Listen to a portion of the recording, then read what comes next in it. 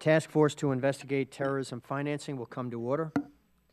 The title of today's Task Force hearing is a survey of global terrorism and terrorist financing. Without objection, the Chair is authorized to declare a recess of the Task Force at any time.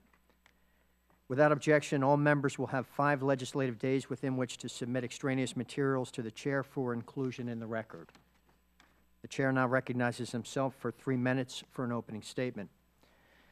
Thank you, everyone, for joining us today for the first hearing of the House Financial Services Committee Task Force to investigate terrorism financing.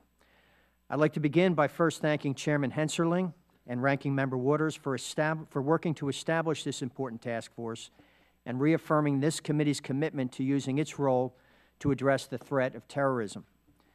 It is estimated that the terrorist attacks of September 11, 2001 cost al-Qaeda just $500,000 to plan and execute. Today, in 2015, the United States once again faces the specter of terrorism, this time from groups such as the Islamic State, which has a reported net worth of over $2 billion. The product of self-funding methods such as illicit oil sales, human trafficking, regional taxation, and antiquity dealing. Today's terror organizations are more evolved, thanks in no small part to better methods of funding and financing their dangerous brands of hate, extremism, and violence. The threats to freedom and democracy posed by the Islamic State and groups like it circle the globe, and the United States can ill afford to combat these enemies on the battlefield alone. Any global strategy against terror groups worldwide must attack at their funding source. Organizations, no matter how ideologically fanatical, cannot effectively function without requisite resources.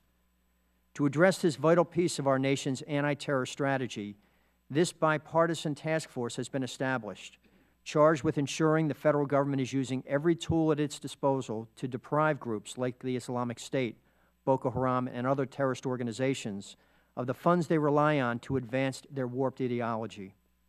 Over the course of the next 6 months, the task force will investigate financing and will work to determine if the rules and regulations the United States government has in place are effective.